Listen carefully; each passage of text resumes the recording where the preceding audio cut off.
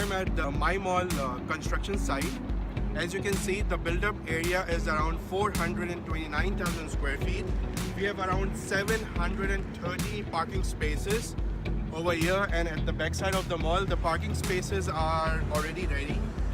Out of this build-up area, the GLA for this mall is around coming out 360,000 square feet.